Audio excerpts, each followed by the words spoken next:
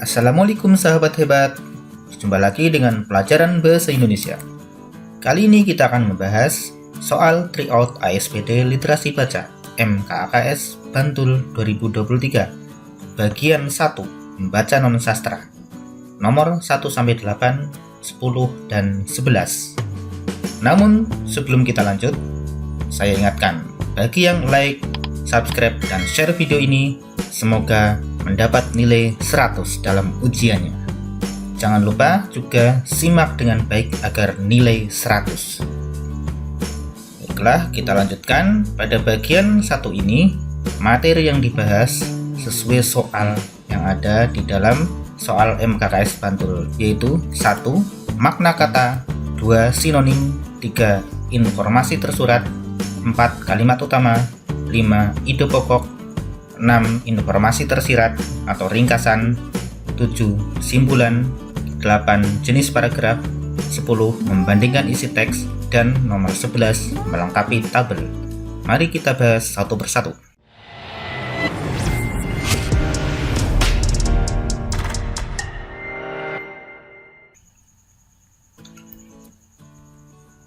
Soal nomor 1, yaitu menentukan makna kata.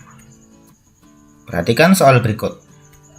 Dalam soal ini yang ditanyakan adalah makna kata defisiensi, di mana kata tersebut terdapat dalam kalimat banyak kerugian jika tubuh mengalami defisiensi vitamin D. Maka kita harus tahu arti dari kata defisiensi dalam kamus. Dalam kamus, defisiensi berarti kekurangan.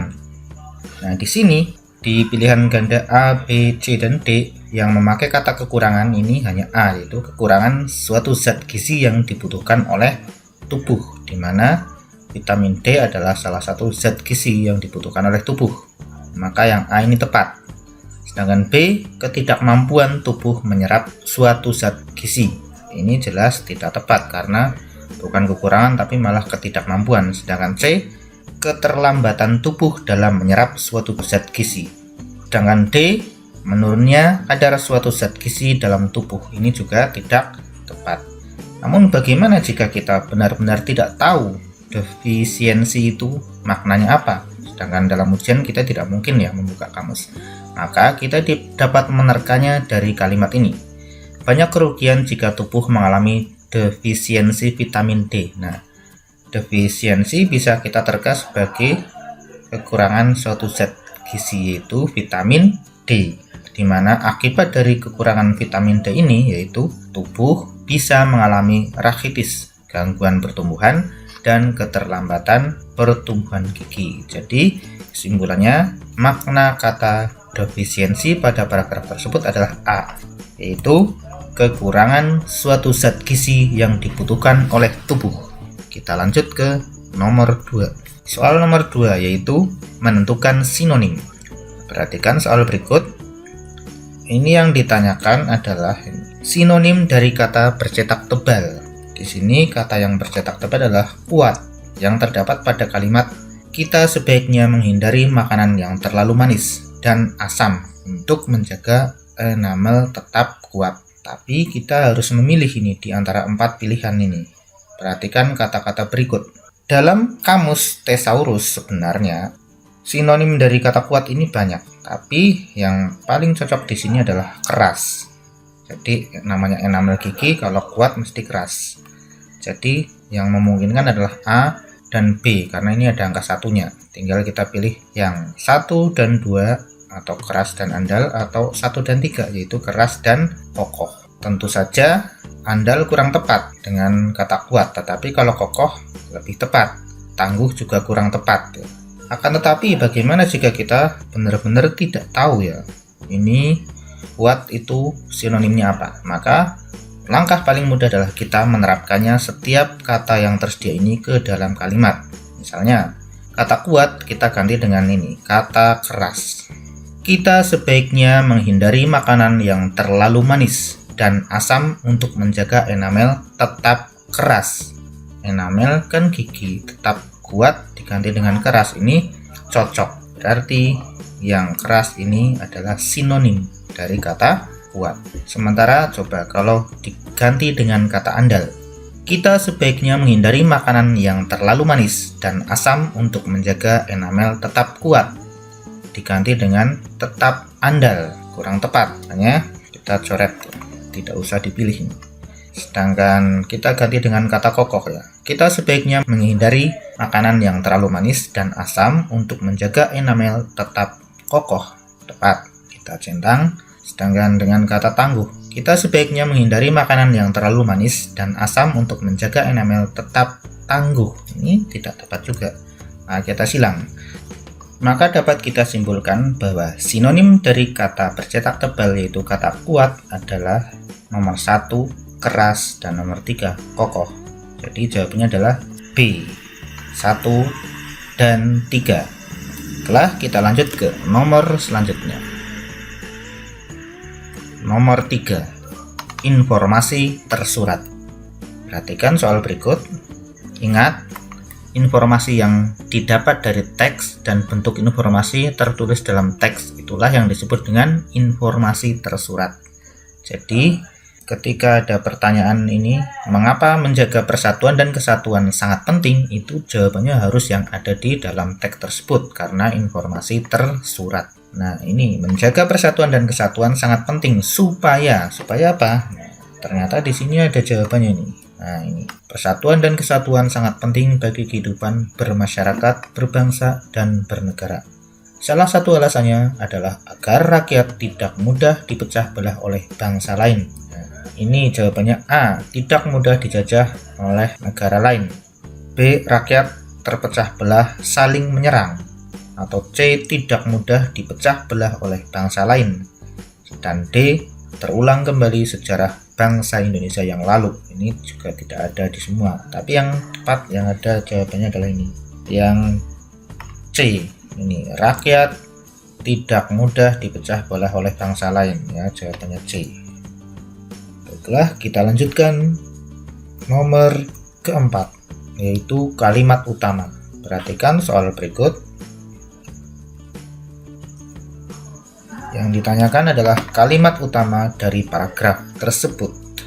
Ingat, kalimat utama merupakan kalimat yang memuat ide pokok atau pokok pikiran, atau kalimat yang masih bersifat umum, yang biasanya terletak di awal atau di akhir paragraf. Di sini kita baca kalimat yang pertama, setiap warga negara memiliki hak dan kewajiban yang harus dilaksanakan dengan seimbang. Ini masih umum ya, karena warga negara memiliki hak dan kewajiban yang harus dilaksanakan dengan seimbang.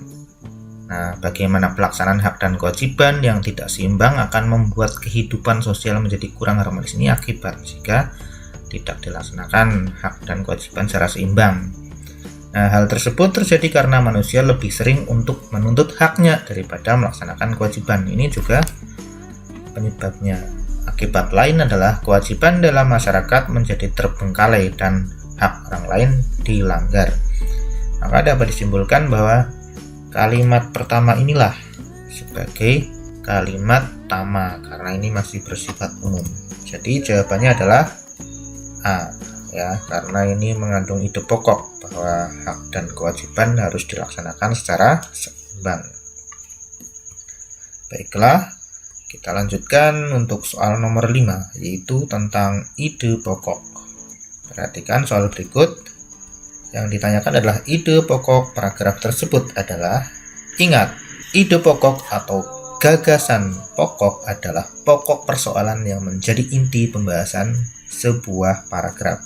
Biasanya ide pokok itu diambil dari kalimat utama. Kalau kita perhatikan kalimat utama paragraf ini adalah ini, A, yaitu bahwa setiap anak memiliki hak dalam keluarga. Haknya apa saja ini dijelaskan oleh kalimat-kalimat selanjutnya sebagai kalimat penjelas. Contohnya ini, anak berhak mendapat kasih sayang dari keluarganya agar dapat tumbuh maksimal dan seterusnya. Maka kita ambilkan ide pokok itu dari kalimat utama ini. Coba kita telusuri. A, hak anak dalam keluarga. Ini terdapat ini di kalimat pertama. Ini ada hak anak dalam keluarga.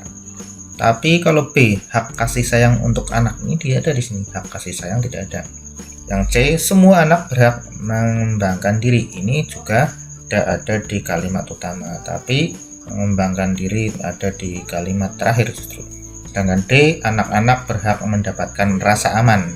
Nah, ini juga tidak ada di kalimat utama. Maka jelas yang paling cocok ide pokok dari paragraf tersebut adalah A, yaitu hak anak dalam keluarga yang terdapat pada kalimat utama, yaitu nih ada hak anak dalam keluarga. Kita lanjutkan ke soal yang ke-6, yaitu informasi tersirat atau ringkasan, di mana dalam soal ini biasanya soal ini berupa kesimpulan atau ringkasan paragraf, tetapi yang keluar tahun kemarin adalah soal ringkasan.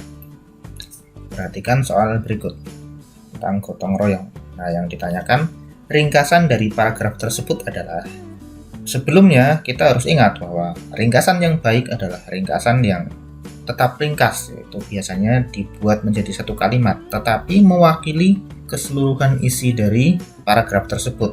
Contohnya begini, kalau A, budaya yang perlu diwariskan dan dilestarikan karena dapat menciptakan kehidupan yang harmonis. Ini kurang lengkap ya, karena di sini ada yang kurang ini.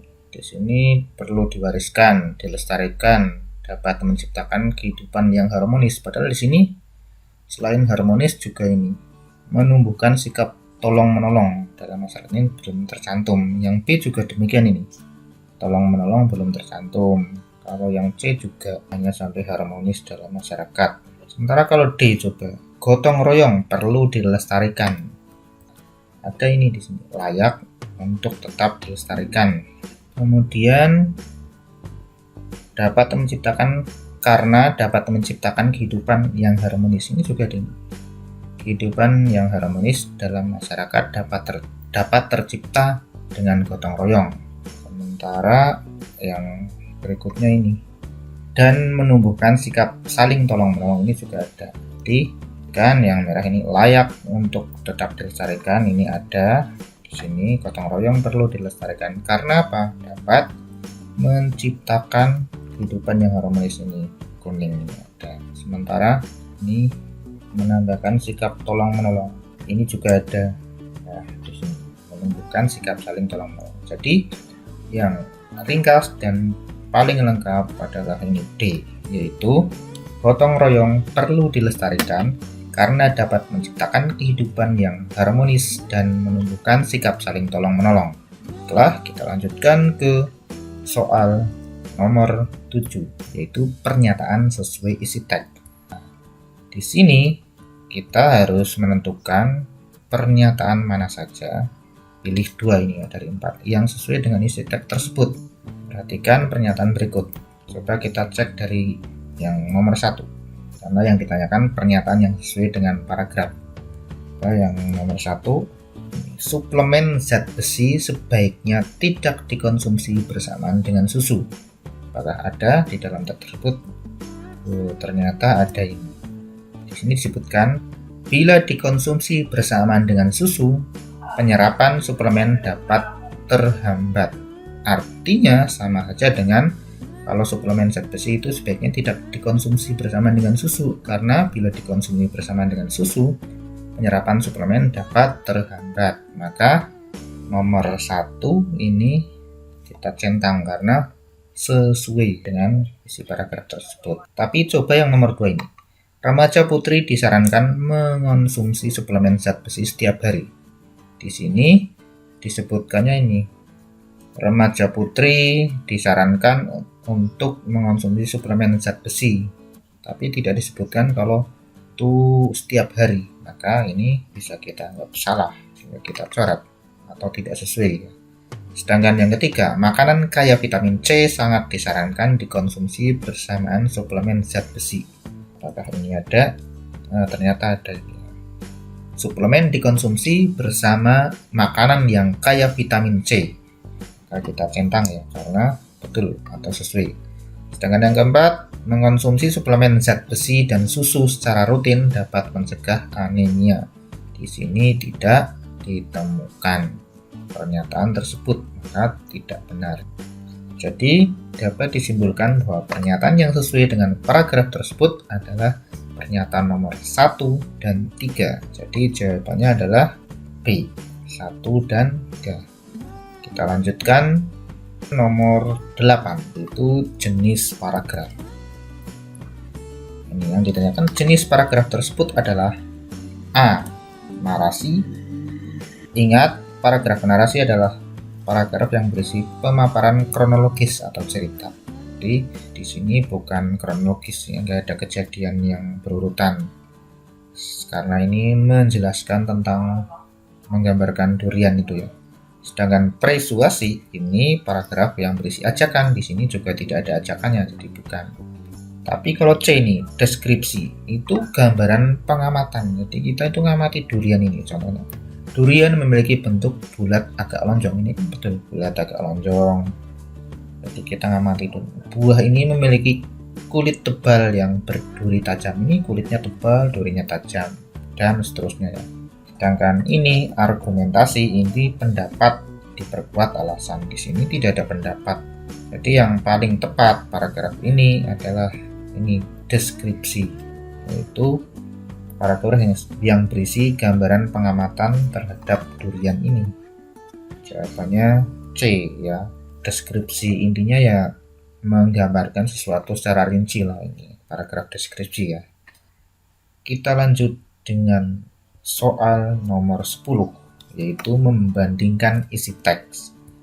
Nah, di sini ada 2 teks, nanti dibandingkan ya. Tapi yang dibandingkan ini ada 5 pernyataan. Nanti kita cek satu persatu mana yang sesuai. Contohnya ini pernyataan nomor 1, warna bunga yang putih kekuningan. Perhatikan yang ditanyakan kan perbedaan isi kedua teks tersebut. Berarti kita cari di antara kelima pernyataan ini 2 ya, yang termasuk perbedaan. Coba yang nomor 1. Ini warna bunga yang putih kekuningan. Coba di teks 1 apakah warna bunga putih kekuningan? Ternyata benar nih. Memiliki bunga yang berwarna putih kekuningan. Apakah di teks 2 yang membahas tentang duku ini juga? Nah, memiliki bunga yang berwarna putih kekuningan. Ini juga betul.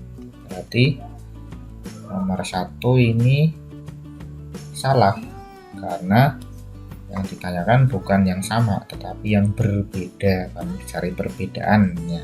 Coba yang nomor 2, tinggi pohon sekitar 10-20 meter. Nah, di teks 1 ini juga disebutkan bahwa buah langsep memiliki batang dengan tinggi sekitar 10-20 meter. Apakah di teks 2 juga ada?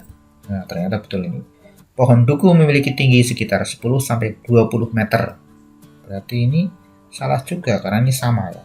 Kalau yang dicari yang beda.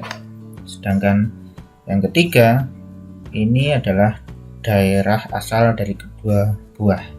Perhatikan. Kalau yang langsep ini merupakan buah khas dari Maluku.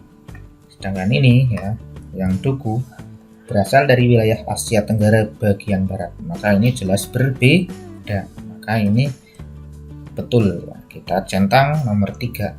Nah, padahal ini yang ada angka 3-nya yaitu A dan B. Sedangkan ini tidak, berarti ini tidak mungkin ya. Padahal ini 4 atau 2 yang lainnya yang betul. Kalau kita lihat di sini bentuk yang keempat ya, bentuk buah yang bulat. Di sini ini buah bulat juga. Sedangkan di sini yang duku, buah duku memiliki bentuk bulat juga. Nah, ini sama lagi. Jelas ini juga salah. Nah, nomor 5, rasa buah yang manis. Ini juga betul. Ini yang langsep ini memiliki rasa manis. Sedangkan yang ini ya, buah yang memiliki rasa manis juga ya duku. Perhatikan warnanya ya. Maka ini juga salah. Tetapi kan nggak mungkin milih yang 3 A dan B. Sedangkan kalau milih 2 ini juga jelas-jelas salah. Maka kita harus memilih pemilihan yang paling tepat. Kalau menurut saya sih A ya, karena ini bentuk buah yang bulat. Di sini ini buahnya bulat berwarna kuning dengan beberapa bercak hitam di permukaan kulitnya. Ini kalau lengkapnya ya, jadi termasuk agak sedikit beda. Sedangkan di sini ini ya, bentuk buah duku memiliki bentuk bulat berwarna kekuningan saja. Kalau demikian, ya milih A, tapi terserahlah ini karena yang betul ternyata cuma 3 sih menurut analisis ini. Dan dari kunci juga jawabannya A. Sepakat ya, jawabannya A. Atau ada pendapat lain, silahkan nanti bisa dibahas di kolom komentar. Setelah kita lanjutkan untuk soal yang terakhir dari sesi bagian pertama ini, itu melengkapi tabel. Ini juga termasuk soal yang sangat-sangat mudah, yang penting teliti. Perhatikan, ini yang ditanyakan adalah data yang tepat untuk melengkapi nomor 1, 2, dan 3. Ini kan kosong ini, nomor 1, 2, dan 3. Cara melengkapinya tinggal kita teliti dari tag ini. Misalnya, ini kan ada nama barang, sedangkan ini harga. Ini yang harganya 1.500 itu apa? Ternyata di sini penghapus itu harganya 1.500. Maka dapat dipastikan bahwa nomor 1 isinya adalah berupa penghapus ya. Karena penghapus harganya 1.500. Selanjutnya yang nomor 2 ini ada buku tulis. Nah, kita cek di sini. Buku tulis itu Rp500 lebih murah dari pensil. Maka kita lacak dulu. Pensil di sini harganya berapa? Nah, di sini ternyata pensil dihargai 4.000. Maka kita hitung dulu. Perhitungannya pensil 4.000 dikurangi 500. Kenapa? Karena harga apa ini namanya? Buku tulis itu 500 lebih murah dari pensil. Maka 4.000 dikurangi 500 menjadi 3.500. Maka buku tulis harganya adalah 3.500. Yang terakhir ini nomor 3. Ini yang harganya 2.500 itu sebenarnya apa? Nah, ternyata di sini ada harga buku gambar itu Rp1.000 lebih mahal daripada penghapus. Padahal tadi penghapus harganya 1.500. Maka hitung-hitungannya kan begini. 1.500 di sini ya, yang harga penghapus tadi ditambah 1.000. Itu karena buku gambar 1.000 lebih mahal daripada penghapus yang harganya 2.500 itu buku gambar, dimana 1.500 tambah 1.000 sama dengan 2.500. Sementara yang lainnya tidak ada yang harganya 2.500. Maka dapat disimpulkan bahwa buku gambar di sinilah isinya yang harganya 2.500. Kalau sudah ketemu seperti ini enak ya, tinggal satu ya kita arahkan untuk yang pertama penghapus, yang kedua ini 3.500. Ya isian yang nomor yang 3 kan urut ya, harus urut. Ini adalah buku gambar. Sementara ini jelas sudah salahnya di sini ya, di angka nomor 2 ini juga sudah salah. Walaupun ini betul, ini juga salah. Di sini juga salah semuanya. Maka yang paling tepat jawabannya adalah A.